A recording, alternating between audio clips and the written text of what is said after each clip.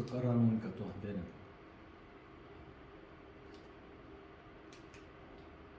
됐습니다. 이제. 자, 그러면 기도하고 시작하겠습니다. 사랑의 하나님, 오늘 제네스 연구소 또 정기 세미나에 저희들 불러주시고 하나님의 지혜를 나누게 하심을 감사드립니다. 이 시간 또 생명을 나누는 시간 되도록 축복하시고 또 유튜브로 또 전 세계에 함께하는 모든 성도들에게 주님의 지혜와 사랑이 함께 있기를 간절히 소망하며 모든 말씀 우리 주 예수 그리스도 이름으로 기도드립니다. 아멘.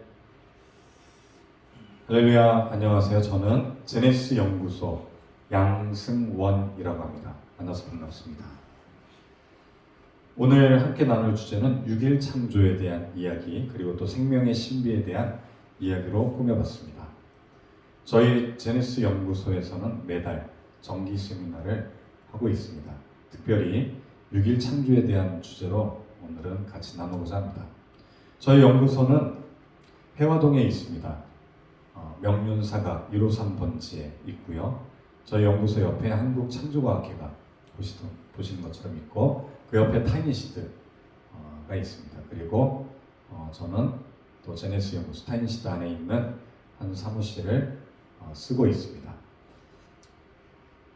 홈페이지는 보시다시피 newlifetree.org에서 저희들의 계획들과 또 일부 자료들을 함께 보실 수 있습니다.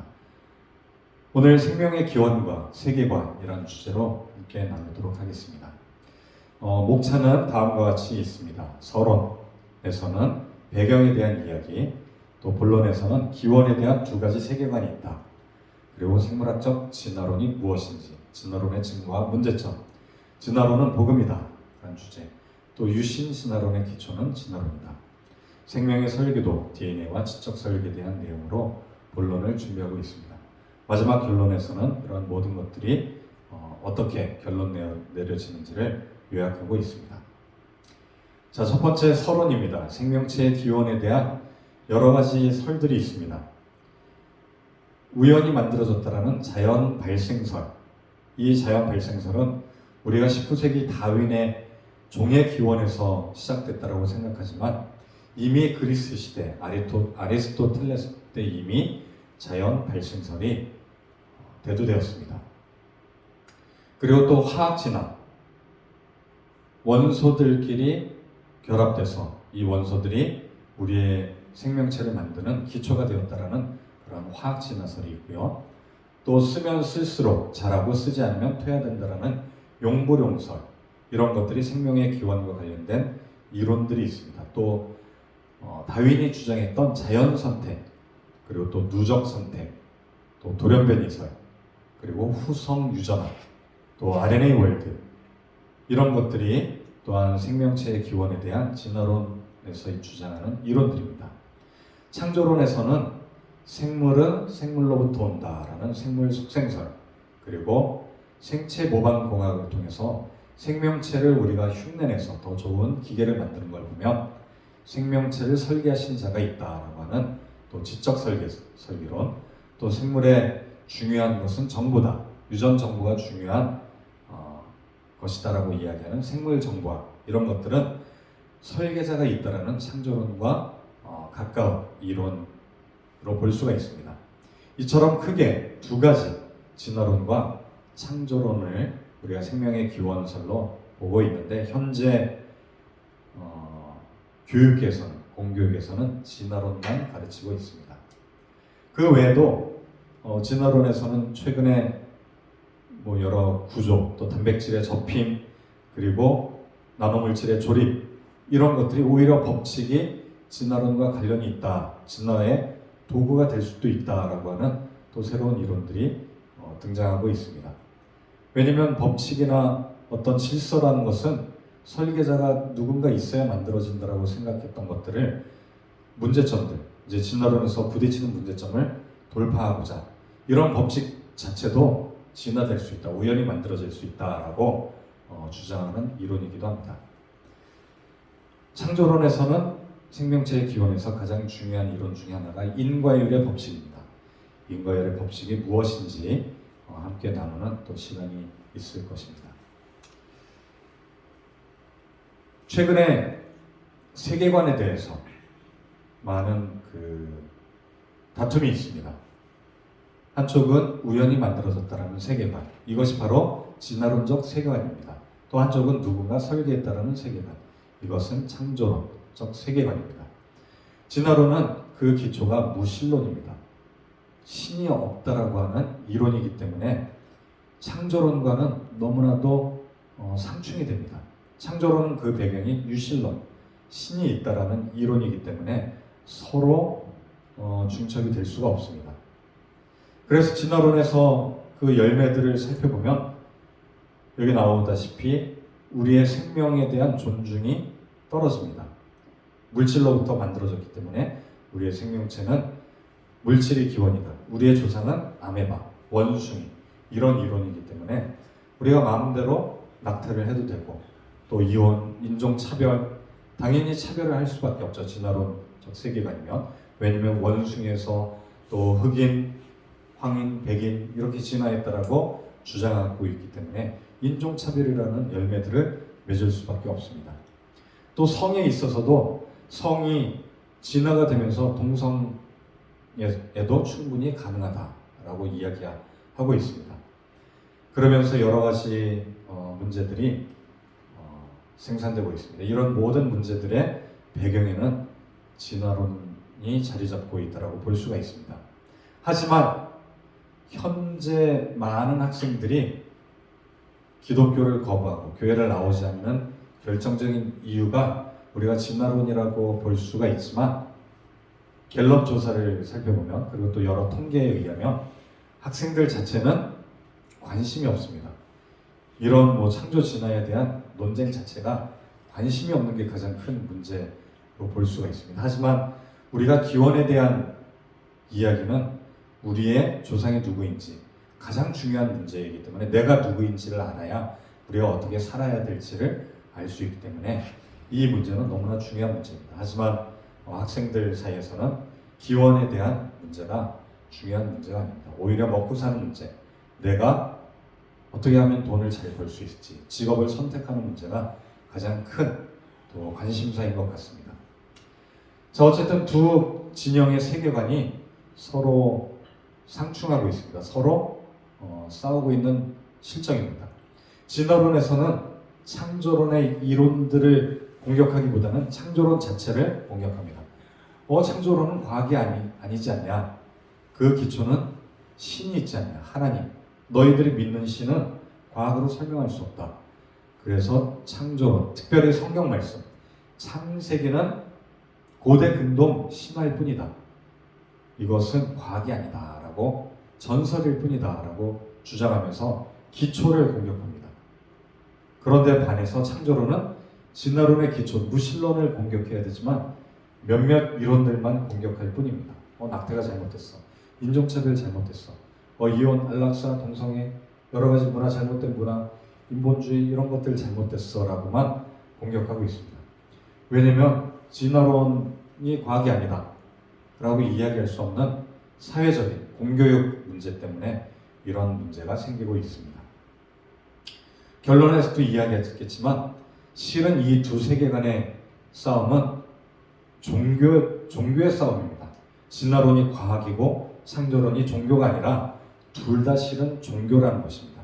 진화론도 믿음이 필요합니다. 실은 이 진화에서 이야기하는 기원에 대한 것들은 과학적으로 설명이 안 됩니다. 그 당시에 아메바가 진화됐는지 물질에서 생명체가 진화됐는지는 아무도 볼 수 없기 때문입니다. 이것도 믿음에 관한 세계관입니다. 창조론도 하나님이 창조한 것을 우리가 볼 수가 없습니다. 하나님께 다시 재현하기도 불가능합니다. 물론 하나님께 열심히 기도하면 하나님이 들어주셔서 알려줄 수도 있지만 지금까지 기도했을 때 이런 것들을 알려준 바는 아직 없는 것 같습니다. 하지만 성경 기록에 있기 때문에 우리가 그것을 믿고 있습니다. 그래서 창조론도 믿음의 영역입니다. 켄 햄이라고 하는 아주 유명한 창조론자, 창조과학자가 있습니다. 미국의 Answers in Genesis, AIC라고 아주 유명한 창조과학을 전하는 단체가 있습니다. 거기에 대표인데 케넴이 쓴 책에 보면 우리 창조와 진화의 문제는 신앙 대 신념의 문제다. 둘 다 믿음의 문제다. 세계관의 싸움이다라고 주장을 했었습니다. 이 책은 이제 국민일보에서 나왔었고요. 한국창조과학회에서 이걸 이제 여러 교수님들이 번역을 해서 책을 냈다가 절판이 됐습니다. 최근에 다시 나온 게 창세기에 답이 있다라는 책으로 다시 나왔는데 이 책은 이제 현재 창조과학회에서 또 일부 서점에서 판매를 하고 있습니다. 차성도라고 하는 교수님도 비슷한 이야기를 했습니다. 현대 사상의 또 기초는 진화론이다. 많은 유물주의, 인본주의, 또 경제, 과학주의, 모든 과학주의의 기초는 진화론이다. 우리가 돈을 사랑하고 또 여러 정욕대로 살려고 하는 것, 권력을 사랑하고 이런 모든 것들의 기초는 실은 진화론의 배경이 된다. 근데 우리가 진화론 자체가 도대체 왜 배경이 될까? 잘 모를 수 있습니다. 하지만 하나씩 하나씩 살펴보면 모든 것들의 무신론, 즉 하나님이 없다라는 유물론, 진화론이 그 기초가 되고 있다는 것을 볼 수가 있습니다. 여러분, 이 집은 우연히 만들어졌을까요? 그리고 이 옆에 있는 고양이, 생명체는 우연히 만들어졌을까요? 우리가 아마도 이런 집은 당연히 설계도가 있고 설계도로 재료들을 모아서 만들었기 때문에 설계자가 있다고 생각합니다. 그런데 이런 고양이나 사람, 동물, 식물 이런 생명체는 우리가 우연히 만들어졌다라고 주장하고 있습니다. 이것을 또 사람들이 진화됐다라고 믿고 있습니다. 설계됐다라고 생각하지 않고 우연히 만들어졌다라고 생각하고 있습니다. 그런 배경들을 살펴보면 아마도 이런 자연 발생설이 기초가 되지 않나 생각됩니다. 자연 발생설에서 살펴보면 예전부터 연구했던 학자들 보면 처음에 유리병 안에 고기 조각을 집어넣으면 시간이 지나면 뚜껑을 닫지 않은 것에는 구더기가 생깁니다. 파리가 이제 나중에 구더기로부터 파리가 나오게 되고요. 그런데 밀봉한 것은 어떻게 됩니까? 구더기가 생겨나지 않습니다. 시간이 지나도. 왜 그럴까요? 이것은 밀봉하게 되면 이 안에 파리가 알을 까지 못하기 때문입니다. 물론 이게 이제 살균이 되지 않았다면 밀봉을 했을지라도 나중에 구더기가 만들어질 수가 있습니다. 여기에서 조금 더 나아가서 파스테르가 이 실험을 하게 됩니다. 사람들은 구덩이가 생기니까 이거는 자연이 발생했을 것이다 라고 생각하는 게 바로 자연 발생설입니다. 그런데 파스테르가 1800년대 실험을 합니다. 이 플라스크 이름이 그 유명한 백조목 플라스크입니다. 백조의 목처럼 생겼다 해서 백조목 플라스크. 아마 고등학생들은 이 실험을 학교에서 배웠을 것 같은데 아직 배우지 않았네. 자, 이 안에 고기 조각을 이제 넣고 끓입니다. 끓이게 되면 이게 이제 살균이 되겠죠. 그러면 미생물이나 이런 파리, 유충이 다 죽게 됩니다. 바이러스도 100도씨 이상 되면 물론 40도 이상 되면 단백질이 변성이 되고 100도씨 이상 되면 DNA도 분열이 됩니다. 끓은 것들은 생명체들이 살 수가 없습니다. 그리고 잘 보시면 이렇게 목이 길기 때문에 일로 미생물이나 또는 파리들이 들어갈 수가 가기가 쉽지 않습니다. 물론 여기 뚫려 있으면 들어갈 수 있겠지만 여기 보시면 중간에 물을 집어넣습니다. 그러면 다른 미생물들이나 다른 생명체가 들어갈 수 없어요. 시간이 지나도 노우 그로스 미생물이 자라지 못합니다. 구데기가 생길 수가 없습니다. 그런데 여기에 이제 이걸 깨뜨리면 어떻게 될까요? 시간이 지나면 다시 미생물이나 여러 이제 파리, 구더기가 생겨납니다. 이걸 보고 파스테르가 생명체는 자연히 발생하지 않는다라고 선언했습니다. 그렇다면 어떻게 생겨났냐면 생물 속 생선, 생명체는 생명으로부터만 생겨난다. 바이오 제네시스. 바이오가 생명이고요. 제네시스가 만들어지다. 창세기 할 때도 제네시스라고 하잖아요. 저희 연구소의 이름도 제네시스입니다. 생명으로부터 만들어진다라는 이론을 이렇게 제안하게 됩니다. 이것 때문에 생명체는 우연히 만들어지지 않는다라는 것을 명확하게 주장할 수 있었습니다. 그럼에도 불구하고 지금 학교에서 우리가 공교육에서는 생명체는 그 이전에 다른 생명체로부터 진화됐다. 최초의 아메바 생명체, 단세포도 호아세르베이트라고 하는 무생물 유기물들이 뭉쳐진 게 우연히 시간이 지나면서 생명체가 됐다. 요 또 무기물 유기물에 뭉쳐진 것은 최초의 물질로부터. 이 최초의 물질은 어디서 왔을까요? 알 수 없다. 우연히 생겨났다라는 게 바로 자연 발생설입니다. 이것이 폭발해서 빅뱅에 의해서 약 150억 년 전에 물질로부터 행성들이 만들어지고 행성들이 지구까지 이제 150억 년부터 45억 년 지구가 만들어지고 지구는 태양에서 먼저 만들어졌고 또 태양에서 나왔다고 주장합니다. 또 지구에서 이 물에서 아메바가 만들어졌다고 하는 게 바로 빅뱅설, 자연 발생설입니다. 그리고 또한 거기서부터 또 무생물로부터 유기물 또 생명체가 만들어지고 생명체로부터 물고기, 어류, 파충류, 조류, 양서류 또 포유류까지 점점 진화됐다. 화석의 순서에 따라서 진화를 이야기하는 지질 주산도라는 것을 또 주장하게 됩니다. 시생대, 원생대, 아마 고생대, 중생대, 신생대라고 하는 우리 지질 주산도를 공교육에서 아이들은 배우고 있습니다.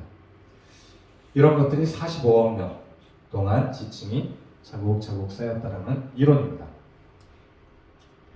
그랜드 캐년에도 지층이 고생대 지층들이 이렇게 발견된다라고 주장을 하지만 중생대나 신생대의 지층은 보이지 않습니다. 그리고 평행한 지층들은 오랜 시간이 아닐 가능성이 있습니다.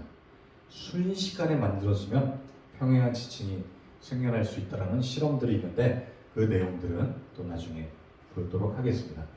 또 지층들이 이렇게 휘어진 아프리카 나미비아에 휘어진 지층들이 있습니다. 이것은 지층이 오랜 시간 동안 쌓였다면 휘어질 수가 없습니다. 밀리면 어떻게 되냐면 부러집니다. 이런 걸 이제 부정압이라고 하는데 이건 휘어졌다는 것은 지층이 쌓인 뒤에 얼마 지나지 않아 압력에 의해서 휘어졌다는 거죠. 이것은 이 지층이 쌓이는데 오랜 시간이 걸리지 않는다는 것입니다. 어쩌면 이 지층이 1년 안에 노아의 대홍수와 같은 격변에 의해서 순식간에 만들어지고 격변적인 사건에 의해서 밀려서 휘어졌을 가능성이 충분히 있어 보입니다. 자, 이런 여러 가지 진화론의 이론들이 있는데 최근에는 진화론을 지지하는 기독교인들이 많이 등장하고 있습니다. 물론 공교육을 진화론적으로 배우다 보니까 우리가 배우는 것이 진화론이다 보니까 진화론이 사실일 수도 있다라고 주장하는 것입니다. 그 진화론이 사실이다라는 것을 타협하기 위해서 나온 신학 이론이 있습니다. 신학자들 사이에서도 진화론을 받아들이면서 긴 연대를 이제 성경과 이렇게 짜맞추다 보니까 하나님이 진화를 이용했을 수도 있다라고 하는 이론이 생겨나게 됩니다. 하나님이 천지를 창조했는데 첫 번째 진화 메커니즘을 택하셨다라고 하는 첫 번째 이론이고요. 두 번째는 하나님이 원숭이와 같은 영장류에게 이 생계를 불어넣어서 그들을 아담과 같은 현생 인류로 진화시켰다, 탄생시켰다라고 하는 또 두 번째 이론이 있습니다. 또한 세 번째는 진화 과정에 따라 우주와 지구, 생명이 탄생되고 오랜 시간이 필요하다. 예를 들면 고생대 시대는 창세기 1장 1절에 이제 1절과 2절에 나오는 혼돈 시기가 아마도 그런 시기다. 또 첫째 날 빛을 창조하고 둘째 날, 셋째 날은 중생대, 그리고 신생대, 인간이 탄생했을 때는 신생대 마지막 때다라고 연결시키는 그런 이론들이 생겨났습니다. 이런 이론은 유신진화론 자들이 또 주장하는 또 이론이기도 합니다. 우리 유신진화론의 진화론자들을 우리가 물론 욕하고 그들을 비난할 필요는 없습니다. 우리가 그것을 주장하는 사람이 잘못됐다라기보다는 요 이론이 성경과 상충되기 때문에 그것이 문제가 있을 수 있다라고 이야기하는 것입니다. 네 번째는 1장 1절과 2절 사이에 커다란 간격이 있다. 즉 하나님이 천지만물을 창조한 뒤에 빛을 창조하기 전에 큰 심판이 있었다라는 것입니다. 그게 이제 간격설인데 아담을 이미 한번 사람과 창조했는데 그들이 범죄해서 천사들이 타락하고 범죄해서 심판이 있었고 그 다음 다시 이제 창조했다라는 게 간격설입니다. 이걸 또 다른 말로 재창조설이라고 합니다. 이것은 예수님이 아담을 첫사람이라고 하는 것과 상충되기도 합니다. 하지만 이것을 이제 주장하는 학자들은 진화론의 긴 연대를 이 간격설로 메꿀 수 있다 이렇게 주장하기도 합니다. 다섯 번째는 6일 창조 하루가 아닌 긴 시간으로 보는 날 시대 이론입니다. 하루가 아니다. 베드로후서에도 사랑하는 자들아 주께는 하루가 1000년 같고 1000년이 하루 같다라는 이 한 가지 사실에 대하여 무지한 자가 되지 말라라는 말씀을 보고 하루가 하나님에게는 1000년이 될 수 있는 것처럼 하루가 수억 년 또는 10억 년 될 수 있다라고 주장하는 이론입니다. 이것의 문제점도 또 나중에 이야기하도록 하겠습니다. 이처럼 유신진화론이 또 우리 기독교 안에서 최근에 대두되고 있고 많은 사람들이 유신진화론을 또 따르고 있는 실정에 있습니다. 하지만 이 이론은 성경을 이제 이런 사파처럼 성경을 잘라버리는 또는 성경을 늘리는 또는 새로운 이론을 만들어내고 있다라고 비꼬는 사파처럼 우리가 이런 간격설이나 날시대 이론 또 유신진화론은 검증되지 않은 이론일 뿐입니다. 단지 해석의 문제일 뿐입니다. 성경은 뭐라고 이야기합니까? 6일 창조를 날 그대로 하루를 하루로 이야기하고 있습니다. 첫째 날 빛을 창조하고 둘째 날 하늘을 창조하고 하늘의 물과 하늘 아래 물로 나눴다. 셋째 날에는 땅과 거기에 식물들을 땅이 드러나게 하고 넷째 날에는 해달별 다섯째 날에는 물고기와 새를 여섯째 날에는 육축과 사람을 창조했다라고 이야기하고 있습니다. 자, 이처럼 성경 창조론은 하나님의 창조를 이야기하는데 이 창조론은 아주 중요한 이론이 있습니다. 인과율의 원리라고 하는 이론입니다.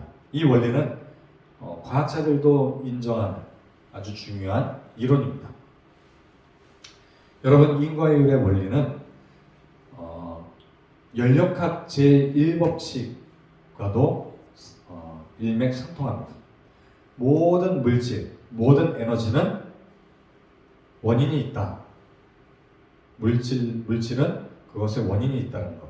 연력학 1법칙이 에너지, 물질은 그것을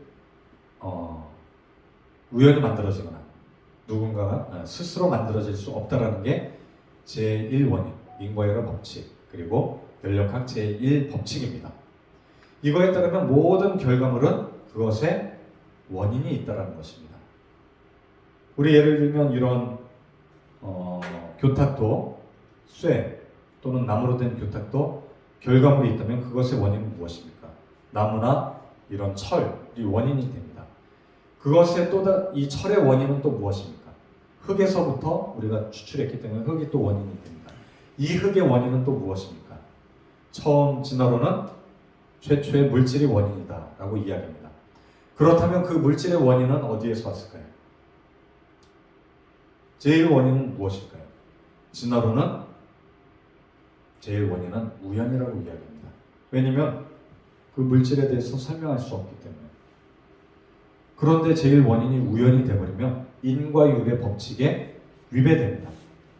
제1원인은 우연이 될 수 없다는 게 이제 제연력학 1법칙입니다.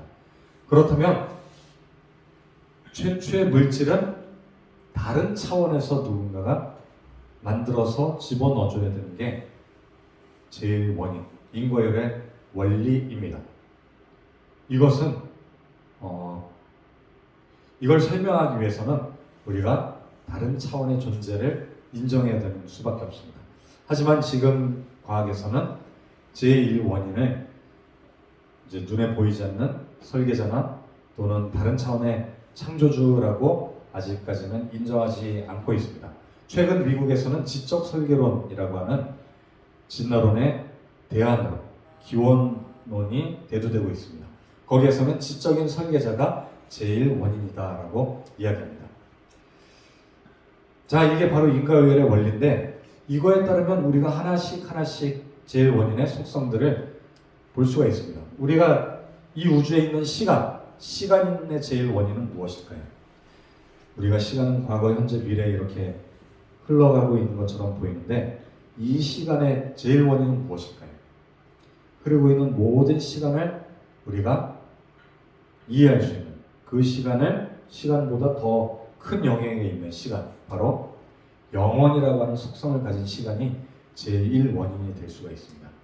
무한한 공간, 그것의 원인은 무엇일까요? 그 공간을 커버할 수 있는 더 큰 공간이나 그것에 뛰어넘는 차원의 공간, 그것이 바로 모든 공간이라고 하는 무소부재입니다. 무한한 에너지, 우리가 이 우주에는 그 암흑물질 95% 이상 된다고 하는데 그 물질의 에너지가 어마어마하게 크다고 합니다. 무한대 에너지입니다. 근데 그것의 제일 원인이 되려면 그 에너지를 커버해야 됩니다. 그것은 바로 전능이라고 할 수 있죠. 전능. 모든 능력, 모든 물질의 복잡성은 전지라고 할 수 있겠습니다. 그리고 신비한 우리 생명체의 원인은 생명을 커버할 수 있는, 살아있어야 되는 또 의지와 의식을 갖고 있는 것이 제일 원인이 될 수 있고요. 도덕의 원인은 변하지 않는 거룩함과 의로움이 그것의 원인이 될 수 있고, 이 우주에 나타나는 아름다움은 그 아름다움의 본체가 있어야 됩니다. 그것을 아름다움을 느낄 수 있는 심미적으로 선하고 참 진리가 되는 진선미가 있어야 됩니다. 마지막으로 우리가 서로 사랑하고 이런 것들의 제일 원인은, 조건 없는 사랑의 원인은 한계가 없는 사랑. 마치 이런 속성들을 쭉 살펴보면 제일 원인은 우리가 알고 있는 성경에 나오는 창조주 하나님의 속성과 일치합니다.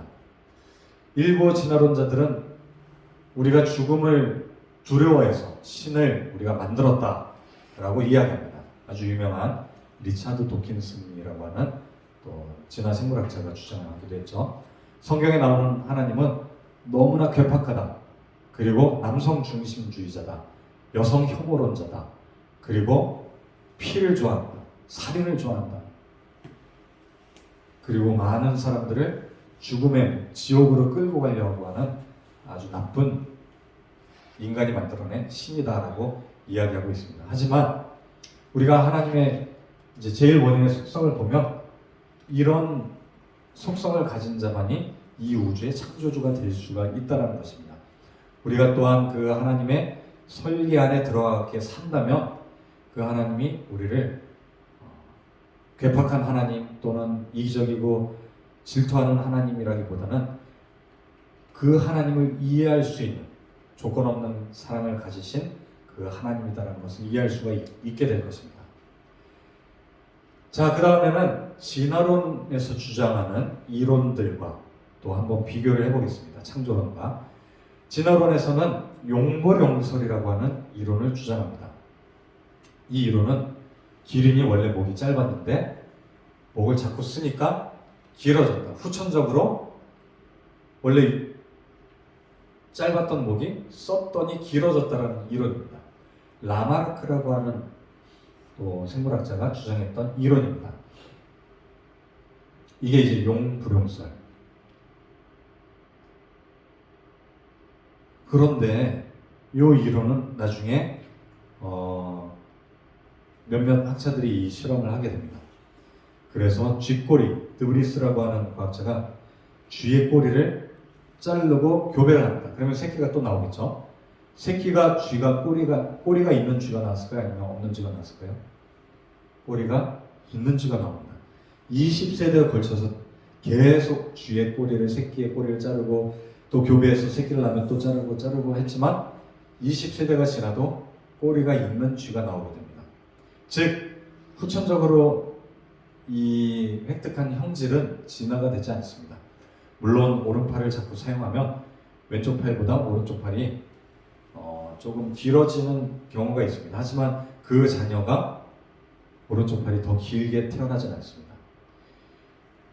이게 바로 이제 라마르크의 용불용설이지만 문제점이 있다는 것을 알게 됩니다. 오직 유전되는 것은 유전자의 변이만이 돌연변이나 아니면 유전자를 변화시켰을 때만 그것이 유전이 됩니다. 변이도 유전이 되는 것처럼 보이지만 시간이 지나면 열성인자들은 DNA가 복구를 합니다. 잘못된 것들은 수정을 합니다. 얘네들이 수정하는 시스템이 있습니다. 오류를. 결국 나중에 다시 원래 정상대로 돌아가게 되어 있습니다. 그래서 용불용설은 문제가 있다는 것을 알게 됩니다. 우리가 아담과 하와의 갈비뼈 이야기를 볼 때 가끔 오해를 하는 경우가 있습니다. 아담과 하와는 갈비뼈가 몇 개가 있을까요? 우리 보통 갈비뼈의 개수는 우리 갈비뼈, 늑골 24개가 있다고 합니다. 그런데 아담의 갈비뼈와 하와의 갈비뼈의 개수는 아담이 하나가 하나님이 빼갔으니까 적겠죠. 하지만 이 아담의 갈비뼈는 시간이 지나면 다시 회복이 될 수가 있습니다. 최근에 이 갈비뼈를 이용해서 수술을 하는 경우가 있습니다. 귀가 이제 기형이 생기거나 또는 코가 이제 재건할 때 자신의 연골 7번, 8번, 9번 갈비뼈 연골을 집어넣어서 수술을 하게 되면 부작용이 적습니다. 다른 실리콘이나 다른 사람의 것을 쓰게 되면 면역작용이 생기기 때문에 문제가 생기지만 자기 뼈를 이용하면 문제가 적습니다. 그런데 갈비뼈를 자르면 나중에 다시 이 갈비뼈가 자라납니다. 어쩌면 아담의 갈비뼈를 하나님이 취한 다음에 시간이 지났을 때 갈비뼈가 다시 자라났을 가능성이 높아 보입니다. 어쨌든 이런 내용들을 살펴보고 사람들이 오해를 하는 경우가 있습니다. 아담의 갈비뼈가 하나가 적으니까 그 아들 가인과 아벨은 남자들이니까 하나가 적었을 것이다 라고 생각하는 것은 용불용설의 영향을 받은 겁니다. 유전자가 바뀌지 않았기 때문에 갈비뼈의 개수는 동일하다는 것입니다. 자, 그리고 이제 자연선택설이라고 하는 아주 유명한 진화론, 다윈이 주장한 선택설이죠. 다윈은 목이 긴 것과 짧은 것이 모두 있었는데 얘네들이 변이가 일어나서 변이에 의해서 긴 기린이 생겼다. 돌연변이설을 주장하게 됩니다. 왜냐하면 돌연변이가 이제 유전이 된다는 것을 나중에 알게 됐는데 다윈은 그 전까지는 그냥 변이로 이해했습니다. 긴 목을 가진 애들이 생존 경쟁했을 때 살아남기가 쉬우니까 얘네들이 살아남고 나머지 짧은 애들은 도태됐을 것이다. 자연 선택에서 생존 경쟁에서 도태됐을 것이다. 그리고 나머지 애들이 선택받았다라고 하는 종의 기원에서 이야기하는 자연 선택설을 주장하게 됩니다. 하지만 돌연변이는 지금까지 좋은 쪽으로 바뀐 적이 없습니다. 기린이 목이 짧았던 것과 길어지고 새로운 종이 나온 적은 없습니다. 다 문제가 있는 것들이 생겨나기도 했습니다. 그리고 여기에서 이제 아담을 수술할 때 하나님이 잠을 재웠다라는 표현이 있습니다. 지금 우리 수술할 때도 잠을 재웁니다. 강제로 잠을 재우죠. 그때 쓰는 게 이제 프로포폴이라고 하는 또 수면 마취제를 사용하고 있습니다. 하나님의 이 수술 방법은 현대의학과 비추어도 굉장히 과학적인 그런 수술 방법임을 알 수가 있습니다. 또 아담, 우리 아까 전에 이 갈비뼈를 이용한 수술을 아담의 수술, 아담스 오퍼레이션이라고 하는데 아마도 여기에서 영감을 얻어서 이 이름을 지은 것처럼 보입니다. 자, 그래서 다윈의 자연 선택설은 개체 간의 변이가 있었는데 생존 경쟁에 의해서 적응한 애들이 적자 생존이 있었고 마지막으로 선택받았다. 자연 선택을 이야기합니다. 다윈이 이것을 주장하게 된 것은 이 핀치새의 부리를 보고 이것을 이제 알게 된 것입니다. 새들이 다 같은 핀치새인데 모양이 지역마다 조금씩 부리의 모양이 다르고 어떤 건 얇고 어떤 건 뾰족하고 어떤 건 두껍고 이걸 보고 혹시 이게 지리적인 거에 의해서 또는 환경적인 거에서 먹이에 의해서 얘네들이 조금씩 모양이 바뀌어지다가 새로운 종으로 바뀌는 게 아닐까라는 가설을 이제 세우게 됩니다. 그러면서 변이가 생기고 이 변이가 누적되다 보면은 새로운 종으로 나오는 게 아닐까 이렇게 주장을 하게 된 것입니다. 갈라파고스라고 하는 거기에 나오는 핀치새에서 아이디어를 얻었는데 최근 이제 학자들이 보니까 이 핀치새 부리의 두께는 얘네들이 먹을 것 또는 온도에 따라서 또는 먹이 또 수분 함량에 따라서 얘네들의 단백질 양이 증가하면 부리가 두꺼워지고 단백질 양이 줄어들면 부리가 얇아진다는 것을 알게 됐습니다. 유전자가 바뀌거나 새로운 종이 생겨난 게 아니라 이 환경에 따라서 우리 유전자가 스위치가 온이 되고 스위치가 오프가 돼서 단백질 양이 증가되고 또는 줄어들고 하게 된다는 것을 알게 된 것입니다. 이것은 변이일 뿐이지 새로운 종이 바뀌는 돌연변이가 아니라는 것입니다. 또 진화론에서는 이런 자연 선택설이나 또 돌연변이설이 문제점이 있다 보니까 외래에서 우주에서 새로운 생명체가 날라왔을 것이다라고 하는 범균 비례설 또는 판스퍼마이어 시어리라고 하는 범균 비례설을 주장하게 됩니다. 외계 생명체설이라고도 하죠. 그런데 이것도 문제가 있습니다. 그럼 외계 생명체는 어디서 왔을까요? 외계 생명체는 누가 만들었을까요? 진화론에서는 이것도 우연히 만들어졌다. 결국 범균 비례설도 진화론의 한 이론일 뿐입니다. 진화론의 생존 경쟁이 정말 답일까요? 개체 변이에서 생존 경쟁에서 적자 생존이 답일까요? 하지만 현대 우리 자연계에서는 생존 경쟁의 사회처럼 보이지만 서로 돕는 사회이기도 합니다. 돌고래를 통해서 우리가 태아에 있는 자폐아나 또는 여러 가지 문제를 갖고 있는 아이에게 치료를 또 주기도 한다고 합니다. 그리고 또 어떤 동물들은 사람과 공감하기도 하고 대화하기도 하고 처음 본 동물들은 또 서로 대화하기도 하고 또 아담도 동물들의 이름을 지어줄 정도로 동물들은 우리의 하나님이 다스리려고 한 이런 피조물 서로 다스리고 우리가 잘 보살펴야 될 돕는 배필이기도 합니다. 그런데 이런 관계가 깨어졌습니다. 왜냐하면 하나님과의 관계가 깨어졌기 때문에 동물들과 우리와 또 식물들의 관계도 예전에는 친구처럼 우리가 돌봐줬지만 이제는 그들을 우리가 잡아먹고 사는 또 공격하고 서로 공격하는 관계가 되었습니다. 하지만 결국 나중에 회복이 되면 아마도 동물과 또 사람이 서로 돕는 그러한 관계가 회복되지 않을까. 동물들 사이에도 관계가 깨졌습니다. 그런데 이 동물들을 보면 서로 새끼 때부터 친구처럼 지내다 보니까 서로 새끼를 돌봐주고 있습니다.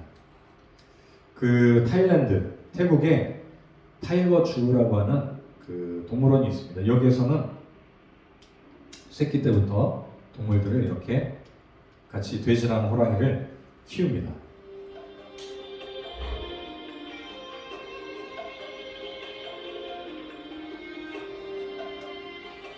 동영상을 잠깐 보도록 하겠습니다.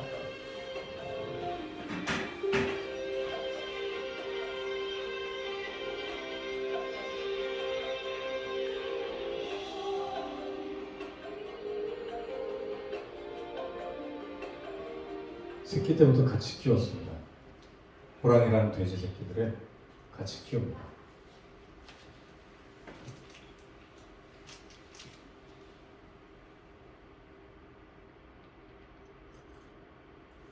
친하게 지내고 있죠.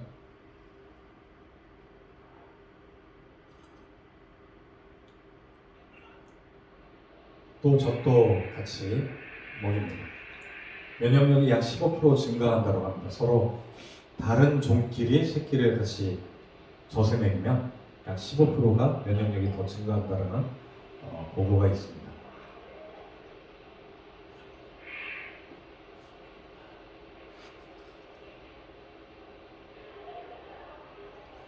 돼지 젖을 빨고 있는 호랑이고요. 호랑이 젖을 빨고 있는 돼지 새끼들입니다. 우리가 보통 이런 장면을 보기가 쉽지가 않죠.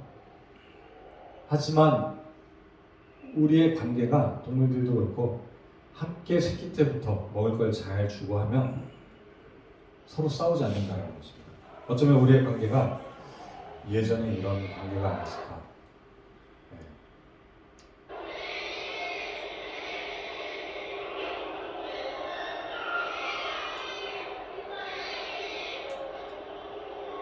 자기 새끼인 줄 알고 돌봐주고 있습니다.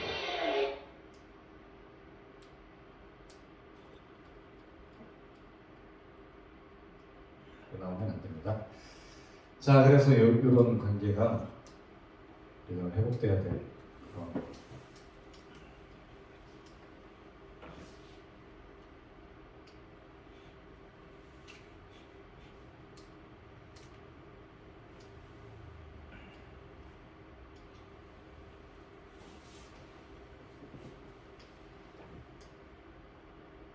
자.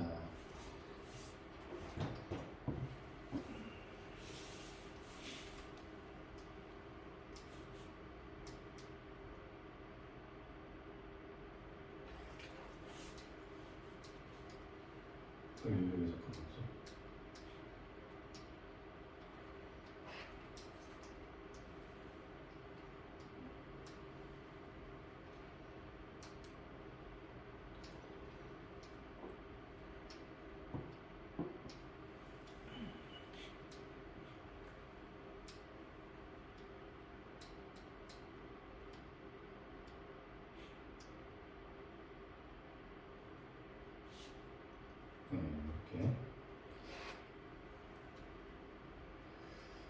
이렇게. 제가 이제 강의를 하다 보니까 한 학생이 우리 집에도 이렇게 새끼 때부터 햄스터랑 고양이를 키웠더니 고양이가 커져도 햄스터한테 맨날 물리고 이렇게 업어줘야 되고 또 친구처럼 지냈다고 합니다. 이렇게 낯선 사람이 오면.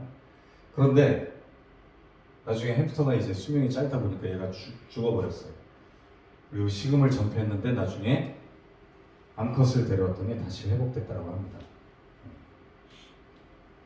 이렇게 잘 지냈다고 합니다. 저희 집에 있는 또 고양이 목도리. 자, 그런데 우리는 동물들과의 관계, 또 동물들끼리의 관계도 앞으로 회복돼야 될 관계인데 지금은 동물들을 우리는 먹을 것으로만 생각합니다. 돼지 구제역 바이러스가 퍼지면서 수출이 안 되니까 얘네들을 그냥 다 집단 매장해버립니다. 더 이상 전염병이 번지지 않게. 너무 안타까운 장면이죠. 근데 돼지들이 구더기 속에 안 들어가니까 구덩이 안 들어가니까 새끼를 먼저 집어넣으면 어미가 따라 들어갑니다. 이런 또 모성애를 이용해서 또 이렇게 죽이기도 합니다. 근데 어쩌면 이런 관계들이 아직 이런 모성애나 또 동물들이 서로 사랑하고 또 인간과 관계들이 이런 회복될 아마도 그런 관계가 아닐까 생각됩니다. 하나님도 동물들을 우리가 이제 자녀들을 사랑하고 또 하나님이 인간을 사랑하듯이 하나님도 동물들과 식물 이 피조물을 많이 사랑하신 것 같아요. 왜냐면 너는 염소 새끼를 그 어미의 젖으로 삼지 말라. 그리고 새끼를 낳으면 이래 동안은 어미와 함께 있게 해라. 동물들을 생각하는 또 하나님의 말씀들을 보게 된다면 결국 이 피조물들도 회복돼야 될 세상 중에 하나다라는 것을 볼 수가 있습니다. 저희 이제 동네에 독산동에 주차된 차에 여기 보시면 새끼가 이제 껴 있어요. 겨울에 추우니까 여기 본네트 안에 들어갔다가 엔진 룸에 들어갔다가 못 나오고 허리가 꼈어요. 그리고 어미가 여기 이제 있고요. 제가 이제 이 새끼를 빼려다가 못 빼서 구조 요청을 해서 구조하는 장면입니다. 그래서 간신히 딱 구조하고 어미가 막 자기 새끼가 어떻게 될까봐 막 안절부절 못하고 있어요. 나중에 새끼를 빼냈는데 이제 어미가 막 자기 새끼 어떻게 될까봐 막 이렇게 화내고 있어요. 근데 결국 빼니까 같이 이제 막 이제 안심을 했는지 같이 막 이렇게 도망가는 걸 봤습니다. 어쩌면 동물들 안에도 부모 자식 간의 이런 관계가 자기 목숨을 다해서 지키고 보호하잖아요. 우리 인간도 마찬가지입니다. 자식을 사랑하는 것처럼 하나님이 이 모든 피조물을 어쩌면 하나님의 일부라고 생각하고 우리를 사랑하시고 또 구원하고자 하는 그런 계획들을 지금도 이야기하고 있다는 것을 피조 세계를 통해서 어렴풋이 우리가 남아있다는 걸 볼 수가 있습니다. 이 닭은 우리 농장에 키우는 닭인데 자기가 부화시킨 알이에요. 이 오골개 알은 아닌데도 이 새끼가 어미를 졸졸 따라다닙니다. 또 이 어미는 새끼 주변에 다른 닭들이 오면 막 쫓아냅니다. 이런 모성애들, 이런 것들이 아직도 남아있는 걸 볼 수가 있습니다. 얘도 새끼들 어떻게 할까봐 막 이렇게 울고 있는 장면이고요. 자, 이번에는 진화론의 문제점에 대해서 같이 한번 나누려고 합니다.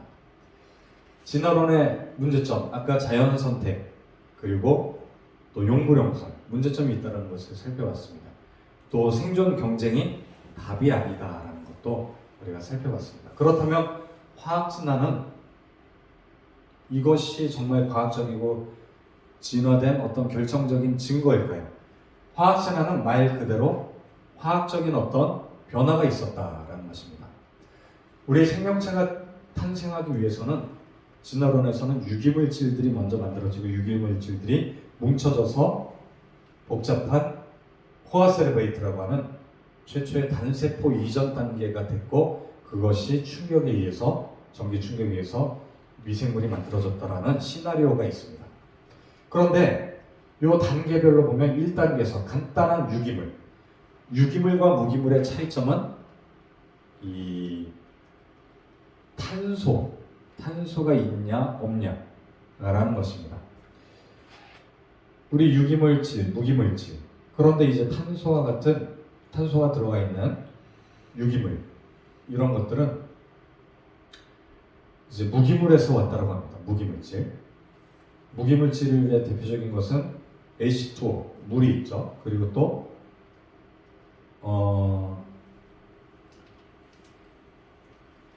그리고 질소, 수소, 암모니아 뭐 이런 것들이 이제 결합되면서 유기물이 생성되더라고 이야기합니다.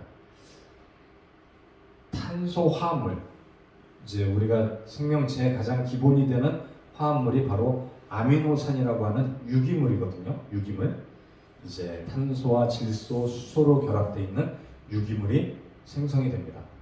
그런데 이것이 이제 번개와 같은 충격에 의해서 이 물질들이 생성됐다고 합니다. 그리고 이것이 기본적인 당류가 만들어지고 두 번째 단계에서는 이 유기물들이 합쳐져서 복잡한 유기물이 만들어졌다. 아미노산이 유기물질들이 결합해서 아미노산이 여러 개가 겹치면 뭐가 됐냐면 단백질이 만들어집니다. 또 핵산과 같은 DNA의 기본 단위가 되는 핵산, 이런 것들이 만들어지고 2단계에서는 이 단백질과 DNA, RNA가 그런 것들이 만들어지고 세 번째는 단백질, 핵산들이 결합해서 원시 생명체가 됐을 것이다. 최초의 이제 무기물, 이제 메탄 그리고 또 물, 수소, 암모니아와 같은 무기물질들이 결합해서 최초의 유기물, 아미노산과 같은 이제 탄소 화합물, 또 질소, 탄소, 또 수소 이런 결합되어 있는 화합물들이 만들어지게 되고 그 아미노산에서 단백질에서 코아설베이트에서 얘네들이 우연히 생명체가 만들어졌다는 게 바로 화학 진화입니다. 그런데 이 화학 진화에 문제점이 있습니다. 이런 것들은 이 단계가 넘어갈 때마다 우연이라고 하는 아주 중요한 이 단계가 필요한데 이게 이제 우연이 결합돼서는 우리가 아까 인과율의 법칙에 따르면 이런 것들이 만들어지기가 쉽지가 않습니다. 그리고 확률적으로 우선 쉽지가 않다라는 거고요. 요 아미노산이라고 하는 최초의 유기물질도 아미노산이 두 가지 종류가 있습니다. L형과 D형. L형은 왼손형. 왼손이죠.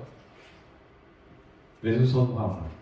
이제 탄소를 중심으로 암모니아 또 하이드록시기 그리고 또 아열기 수소기 얘네들이 이제 결합해서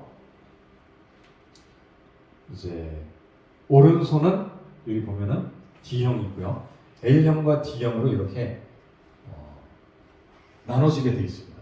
아미노산이 한 가지 형만이 나오는 게 아닙니다. 근데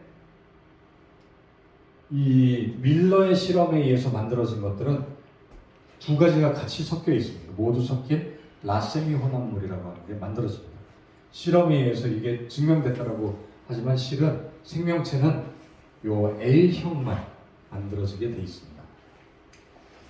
그렇기 때문에 요 확률적으로 얘만 만들어지려면 2분의 1 확률이 또 필요합니다.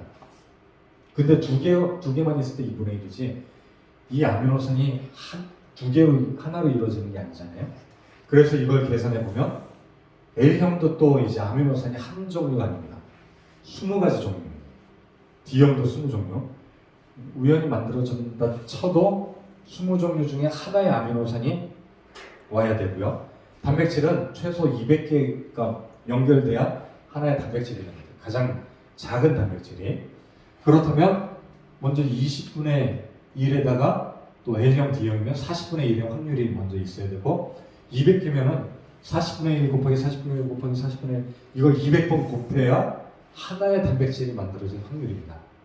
10의 300분의 1 확률이죠. 이거는 10 곱하기 10 곱하기 10 곱하기 10 곱하기 300번을 곱해야 되는데 이거는 이제 우주의 모든 이 원소를 합한 숫자보다도 넘어갑니다. 이거는 무한대로 봐도 무가 나지 않습니다. 그런데 단백질 하나가 만들어질 확률인데 미생물은요 이 안에 단백질들이 최소 4,000여 개 이상 돼 있어요. 그러면 이거를 몇 번 곱해야 되냐면 4,000번을 또 곱해야 돼요. 4,000번. 그러면 120만 승분의 1이 됩니다. 이거는 이제 말할 수 없습니다. 너무나 큰 숫자이죠. 확률적으로 화학 진화가 일어날 수 없다. 우연히 단세포가 만들어질 수 없다가 과학적인 것입니다. 근데 진화가 아니라면 그러면 설계가 맞을까? 우리 정보 이론에 의하면은 여기에 글씨 정보들을 쓴다라는 것은 정보를 만든 설계자가 있다라는 이야기입니다. 오선지에도 이 음이 있다라는 것. 또 컴퓨터의 0과 1 이 정보를 통해서 우리가 만들어낸다는 것. 또 DNA도 우리가 생각해 보면 정보입니다. 실은 모든 단백질을 만들어내기 위해서는 DNA 정보가 필요합니다. 이것은 정보가 있다는 것은 정보를 생산하는 생산자가 있고요. 그것을 생산한 것을 받아들이는 수신자가 있다는 거죠. 그 수신자가 있다는 것은 둘 관계 안에 정보의 신호가 필요하겠죠. 그리고 신호가 존재하고 그것이 암호화돼야 됩니다. 즉 메시지 어떤 암호가 있어야 돼요. 예를 들면 뭐 ATGC, 우리 글자, 기억, 니은 이런 암호가 있어야 되고요. 언어 체계가 있다는 거고요.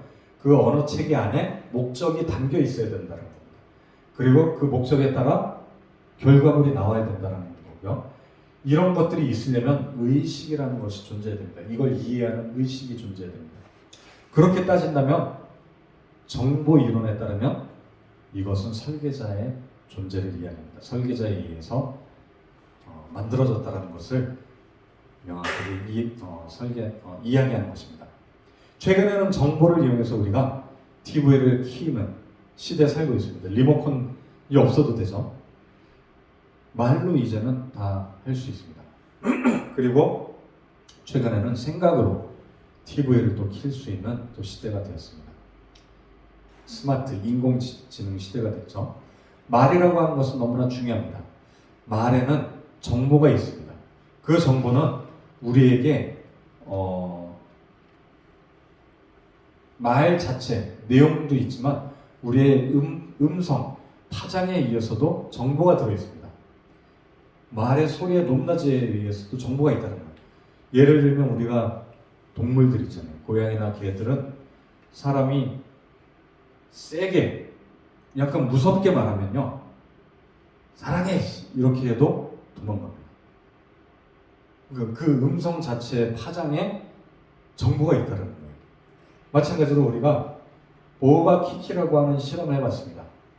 보호바와 키키는 어떤 게 보호바고 어떤 게 키키일까 이렇게 물어봤을 때 음성학적으로 대부분의 사람들은 보호바를 이렇게 부드러운 것, 키키는 거친 것으로 이야기했습니다. 왜냐면 우리 단어들 잘 보면 폭탄, 뭐 이렇게 센 것들은 우리가 이제 영어도 explosion, 그리고 바오파오, 중국어로도 폭발이 바오파오라고 하죠.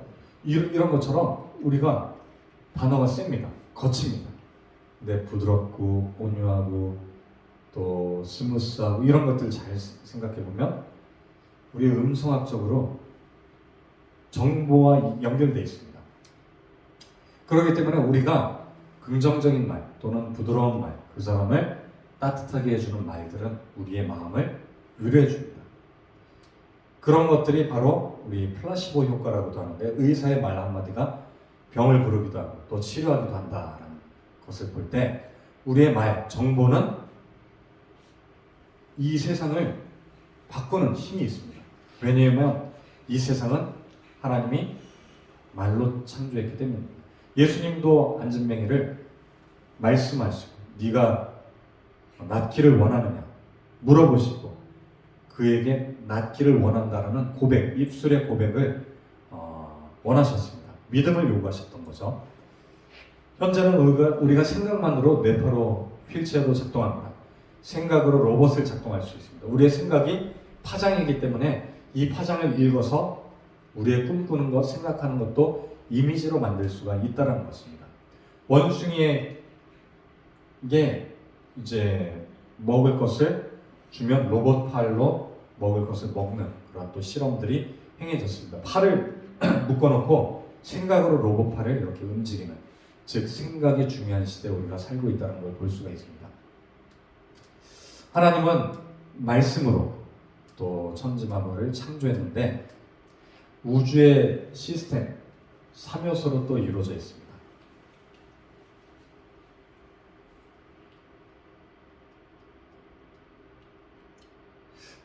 잠깐 쉬었다가 하도록 하겠습니다. 왜냐면 시간이 생각보다 많이 지나는 것 같은데. 이거 자세히 설명하다 보니까 벌써 1시간을 했는데